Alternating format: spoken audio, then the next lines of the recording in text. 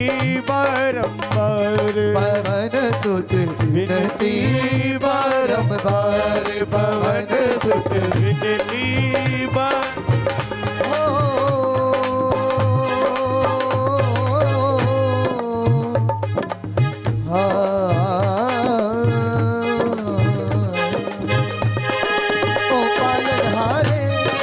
निर्गुण और न्यारे ओ पालनहारे निर्गुण और न्यारे ओ पालनहारे निर्गुण और न्यारे ओ पालनहारे निर्गुण और न्यारे। देखिए मेरे भजन की अंतिम बोल है, मैं दोबारा आपके बीच में आया। ये माता रानी की ख्वाहिश थी, मेरी नहीं अपनी नहीं। वो तो गई सच्चे दरबार की जो उसका शुक्र अदा करना चाहते हैं, सारी रात बैठ के यहाँ पे उसके नाम का सिमरन करें। एक बार हाथ उठाएं और माँ के चरणों में गाएं कि तुमरे बिन हमरा कोई नहीं। हो हमारी उलझन सुलझाओ भगवन, हमारी उलझन सुलझाओ भगवन। तुमरे बिन हमरा कोई नहीं, तुमरे बिन हमरा कौन नहीं। जयकारा शेरों वाली जी का। बोल साचे दरबार की जय।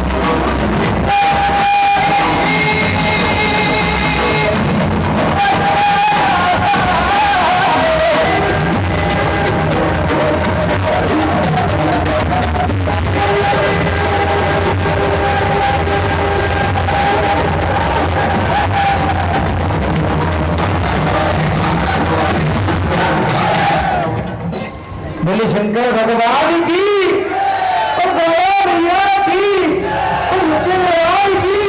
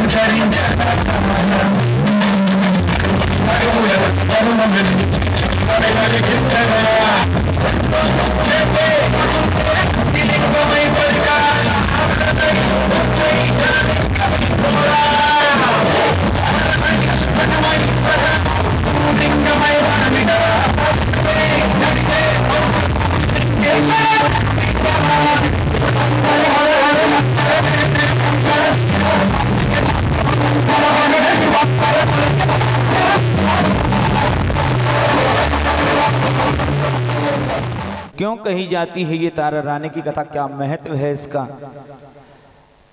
हलवे छोले का प्रसाद क्यों बांटा जाता है, नारियल की भेंट क्यों चढ़ाई जाती है, ये सभी आपको इस कथा के बीच में सुनने को मिलेगा। भक्तों, कलयुग का प्रथम चरण प्रारंभ होता है। पंजाब प्रांत के अंदर एक राजा इस पर हुए, इस जागरण का उदय पंजाब से ही हुआ है। कह दो जय माता की। पंजाब प्रांत के अंदर एक राजा स्पर्श हुए। राजा स्पर्श के यहाँ पर उनकी पत्नी के गर्भ से 2 सुंदर कन्याओं का जन्म होता है। पंडित जी को बुलवाया जाता है, नामकरण संस्कार इत्यादि करवाने के लिए पंडित जी आते हैं। भृगु संहिता खोल करके देखते हैं। भृगु संहिता वो ग्रंथ है जिसके अंदर मनुष्य के पिछले कई जन्मों के बारे में लिखा होता है। पंडित जी भृगु संहिता खोल करके देखते हैं, राजन से कहते हैं, राजन ये जो तेरी बड़ी कन्या है ये देवलोक से आई है, बड़े ही धार्मिक विचारों की है, चांद और सूरज की तरह तेरे नाम को जग में रोशन करेगी। देवलोक की अप्सरा रही है और धार्मिक विचारों की है, और चांद और सूरज की तरह तेरे नाम को जग में रोशन करेगी। इसलिए एक काम कर राजा, इस कन्या का नाम तारा रख दे। बोल सच्चे दरबार की। पंडित जी मेलों में खुशियां मनाई जाती हैं, ढोल नगाड़े बजने शुरू हो जाते हैं। पंडित जी फिर भृगु संहिता खोल करके देखते हैं दूसरी कन्या के लिए। राजन से कहते हैं, राजन ये जो तेरी दूसरी कन्या है आई तो ये भी देवलोक से है, ये दोनों ही सगी बहनें हैं देवलोक की। देवलोक में देवताओं के राजा इंद्र के गुरु लोमस ऋषि के द्वारा इनको श्राप मिला उनकी अवहेलना के कारण। तो इन्होंने इस पृथ्वी पर ब्राह्मण के यहाँ पर मगन और छगन 2 बहनों के रूप में ही जन्म लिया। बड़ी बहन ने एकादशी का व्रत धारण किया छोटी बहन के साथ। छोटी बहन को बाजार फलहार के लिए भेज दिया, मांसा आहार कर लेती है, जिस कारण बड़ी बहन से श्रापित होकर के ये द्वापर युग में 5 पांडव यज्ञ रचते हैं। उस यज्ञ के अंदर छिपकली का रूप इसको प्राप्त होता है, छिपकली की योनि प्राप्त होती है। वहां पर यज्ञ खंडित हो जाता है। उस प्रसाद में गिरने के पश्चात ऋषि ने पांडवों ने उसको श्राप दिया, जिस कारण इसको जो श्राप मिला वो ये मिला कि जहां कहीं भी तेरा जन्म होगा वो ऐसी योनि में होगा जहां तुझे नीच कुल का ही कहा जाएगा। बोल सच्चे दरबार की। क्योंकि तूने इतने बड़े धर्म कार्य में बाधा डालकर नीच का ही कार्य क्या है, जहां हम तुझे श्राप देते हैं कि तेरा जो अगला जन्म होगा वो ऐसी योनि में होगा जहां तुझे खाने के लिए नीच कुल का मिलेगा, यानी मांस मछली इत्यादि ये उनका भोग होगा। बोलो सच्चे। ऋषियों ने श्राप दिया, अभी इसने तेरे घर में आकर के जन्म ले लिया है राजन, लेकिन ये जो दूसरी कन्या है ये भी स्वर्गलोक से आई है, दोनों का जन्म तेरे ही घर में हुआ है। राजन एक के लिए तो तू खुशी मना रहा है, लेकिन दूसरे का हाल ये है, अगर ये तेरे पास रही तो तेरे नाम को कलंकित करेगी, क्योंकि इसका लालन पालन किसी छोटे घराने में लिखा है, तेरे नाम को कलंकित करेगी। इसलिए राजन तू राजा है, किसी को दे भी नहीं सकता, तू एक काम कर इस कन्या को ही मरवा दे। कह दो सच्ची दरबार की। पंडित जी की बात सुनकर राजन कहने लगे, पंडित जी तुम इतने ज्ञानी ध्यानी और कितनी छोटी बातें कर रहे हो। अरे घर के अंदर कन्या के एक चांटा नहीं मारा जाता और तुम कह रहे हो कि इस कन्या को मरवा दे। मैं इतने बड़े पाप का भागी नहीं बन सकता, आप कोई दूसरा उपाय बताइए। पंडित जी सोच में पड़ जाते, कहते राजन तो एक काम कर, लकड़ी का बक्सा बनवा, उसके ऊपर हीरे जवाहरात जड़ दे, जो तुझे अब से लेकर इसके विवाह तक खर्च करने, उस बक्से के अंदर कन्या को विराजमान करके किसी नदी में जल प्रवाह कर दे। धन के लालच में कोई बक्से को निकाल लेगा, और जब बक्से को निकाल लेगा तो तेरी कन्या को भी पाल लेगा। बोल सच्चे दरबार की। चंदन की लकड़ी का बक्सा बनवाया जाता है, उसके ऊपर हीरे जवाहरात इत्यादि जड़ दिए जाते हैं। बक्से को लेकर पंडित जी राजन गंगा जी के घाट पर पहुंच जाते हैं। कह दो जय माता की। पंडित जी मंत्र उच्चारण करते हैं, जल का छींटा मारते हैं, कहते हैं राजन इस कन्या को गोद में लो, से बक्से के अंदर विराजमान करके से नदी में जल प्रवाह करो। उस बक्से के अंदर जैसे ही पंडित जी मंत्र उच्चारण करते हैं, राजन से कहते हैं इस कन्या को गोद में लो और इस बक्से के अंदर विराजमान करके से नदी में जल प्रवाह कर। तो राजा जैसे ही कन्या को गोद में उठाता है, राजा पंडित जी समझाते हैं राजन रोता क्यों है, अरे बेटी तो पराया धन है, एक ना एक दिन तो इसे जाना ही है। आज तू यह सोच कर इसे नदी में जल प्रवाह कर दे कि आज तूने इस कन्या का कन्यादान, जोर से बोलो, रोते रोते किसी तरह से उस कन्या को उस बक्से के अंदर विराजमान करके उस बक्से के अंदर ऊपर हीरे जवाहरात इत्यादि जड़ दिए जाते हैं, जो उसके विवाह तक खर्च करने होते हैं। उस बक्से को नदी में जल प्रवाह कर दिया जाता है। भक्तों बक्सा बहता बहता काशी के समीप जाता है। काशी के घाट पर पंडित जी स्नान कर रहे होते हैं। बक्से के ऊपर हीरे जवाहरात इत्यादि देखकर पंडित जी के मन के अंदर लालच आ जाता है। पंडित जी बक्से को पकड़ने के लिए आगे बढ़ते हैं, जैसे हाथ बक्से के ऊपर डालते हैं बक्सा पीछे हट जाता है। कह दो जय माता की। हाथ उठाकर कह दो जय माता की। आगे गहरा पानी था, पंडित जी थोड़ा और प्रयत्न करते हैं, थोड़ा और आगे जाते हैं। जैसे ही हाथ बक्से के ऊपर डालते हैं बक्सा फिर पीछे हट जाता है। फिर कह दो एक बार जय माता की। आगे गहरा पानी था, पंडित जी तैरना नहीं जानते थे, वापिस आ जाते हैं। थोड़ी ही दूर पर एक भील झाड़ू लगा रहा होता है। पंडित जी भील को आवाज देते हैं, ए भील इधर आओ। भील सोचता है पता नहीं क्या बात है। और दिन जब पंडित जी यहाँ से स्नान करके जा रहे होते हैं और मैं सामने पड़ जाता हूँ तो मुझे 10 गालियां देते हैं, कम बखत कहाँ तूने आज सुबह सुबह दर्शन दे दिया, आज का तो सारा दिन बेकार जाएगा। आज ने जाने क्या बात है कि जल के अंदर खड़े खड़े आवाज लगा रहे हैं। खैर जाता है कि ये प्रभु क्या बात है। पंडित जी कहते हैं भील देख यहाँ से बक्सा ये तैरता हुआ जा रहा है। भील कहता है कि ये पंडित जी क्या बात है। पंडित जी कहते हैं भील देख यहाँ से ये बक्सा तैरता हुआ जा रहा है, मैंने इस बक्से को देखा है, तो एक काम कर इस बक्से को निकाल करके ला, जो भी होगा इसमें से थोड़ा सा तुझे भी मिल जाएगा, दे दूंगा। भील ने बक्से की तरफ देखा, ऊपर हीरे जवाहरात इत्यादि देखकर सोचने लगा बक्से के बाहर जब इतना सारा माल है तो बक्सा भी इतना बड़ा है, अंदर ने जाने कितना सारा माल होगा। कहने लगे ठीक है पंडित जी, जो अंदर का माल होगा वो तो आपका हो जाएगा, लेकिन जो बाहर का होगा वो मेरा हो जाएगा, लेकिन आपकी ये शर्त मंजूर मुझे नहीं है। कह दो जय माता की। तो क्यों? तो महाराज इतने गहरे जल के अंदर प्राणों को हथेली पर रखकर मैं जाऊंगा, ना कि आप बक्से को निकाल कर मैं लाऊंगा, ना कि आप। इसलिए महाराज पहले बांट लो, पहले बांट लो कि जो अंदर का माल होगा वो मेरा होगा और जो बाहर का होगा वो आपका होगा। अगर आपको मेरी शर्त मंजूर है तो ठीक है, वरना। पंडित जी ने कहा वरना क्या करेगा? भील कहने लगा महाराज करना क्या है, दिखा तो आपने दिया, ये अगले घाट पे जाके निकाल लूंगा, सारा ही मेरा हो जाएगा। कह दो सच्ची दरबार की। भील की चतुराई देखकर पंडित जी ने सोचा चलो कुछ ना कुछ तो हाथ आएगा। कहने लगे जाओ निकाल करके लाओ। भक्तों भील तैरना जानता था, नदी में कूद पड़ता है, बक्से को निकाल करके लाता है। जैसे बक्से को खोल करके देखता है एक छोटी सी कन्या अपने दाहिने पैर का अंगूठा चूस रही होती है। बोल सच्चे दरबार की। भील कहने लगा महाराज 13 वर्ष हो गए मेरे विवाह को, आज तक मेरी पत्नी के गर्भ से किसी संतान की प्राप्ति नहीं हुई है। न जाने कब से ये आस लेकर के इस माँ की चौखट को मैं बुहार रहा हूँ। आज माँ ने मेरी गोद भरी है, इसके बदले में जो भी आपको मुझसे अपेक्षा है वो मांग लो, परंतु संतान को मत मांगो। भील की बात सुनकर पंडित ने भील देखिए ये जो धन है ये कन्या का धन है और मैं भी ब्राह्मण हूं, मैं भी कन्या के धन को ग्रहण नहीं कर सकता, इसलिए तुम एक काम करो इस कन्या को ले जाओ, साथ में इस धन को भी ले जाओ। बोल सच्चे दरबार की। भील कन्या और धन को लेकर बड़ा प्रसन्न होता है, घर जाता है, पत्नी से सारा वृतांत बताता है। इस महामाया की माया देखिए, उसकी पत्नी के स्तनों से दूध उतर आता है। बोल सच्चे दरबार की। भील और उसकी पत्नी गंगे माँ की जय जयकार करने के लिए गंगा जी के घाट पर पहुंच जाते हैं। पंडित जी मंत्र उच्चारण करते हैं, कह दो जय माता की। भील कहता है माँ इस जहान में तुझसे बड़ा कोई भी नहीं है। और हकीकत में भक्तों अगर देखा जाए सृष्टि के अंदर अगर सबसे बड़ी पूजा कोई बताई गई है तो वो माँ की पूजा बताई गई है। तो भक्तों वहां जो पंडित जी होते हैं गंगा जी के घाट पर, उस पंडित जी से उस बच्ची का नामकरण संस्कार किया जाता है। उस बच्ची का नाम रुक्मण रख दिया जाता है। बोलो सच्चे दरबार की। उधर राजा स्पर्श के घर में कौन थी? तारा। समय के साथ तारा इधर जवान हो जाती है, इधर भील के घर में रुक्मण भी जवान हो जाती है। तारा का विवाह हरिपुर के प्रतापी राजा हरिचंद्र के साथ हो जाता है और रुक्मण का विवाह उन्हीं के भील के पुत्र के साथ हो जाता है। इस महामाया की माया देखिए, एक कोख से जन्मी 2 संतान, एक राजा के घर में और एक भील के घर में, लेकिन एक ही नगर के अंदर में आ जाते हैं। तारा के महलों में रुक्मण की सास झाड़ू लगाने के लिए जाया करती थी। एक दिन वह बीमार पड़ जाती है, रुक्मण झाड़ू लगाने के लिए जाती, सामने से तारा आती है। रुक्मण को तारा देखते ही अपने पिछले जन्म के पुण्य के प्रताप से पहचान जाती, कहती बहन इधर। और रुक्मण कहती रानी मैं तो जात की भील हूँ।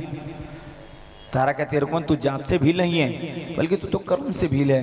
तूने पिछले जन्म में यज्ञ इत्यादि व्रत इत्यादि खंडित किए थे, जिस कारण तुझे आज यह दिन देखने को मिला है, वरना तू तो इस योनि में भी मेरी ही सगी बहन है। बोल सच्चे दरबार की।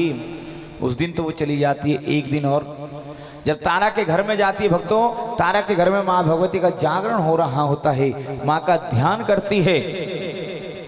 जब माँ का जागरण हो रहा तो बाहर खड़े दूध से पूछती है कि लोग अंदर जय माता की क्या कर रहे हैं। तो ये माँ के नाम का जागरण हो रहा है। तो इससे क्या होता है कि जो भी मन के अंदर सच्ची फरियाद लेकर के अगर माँ के चरणों में अरदास लगाता है, अगर माँ भगवती उसकी अरदास कबूल कर लेती है तो वो अपने घर में माँ का जागरण करवाता है, करवाती। कह दो जय माता की।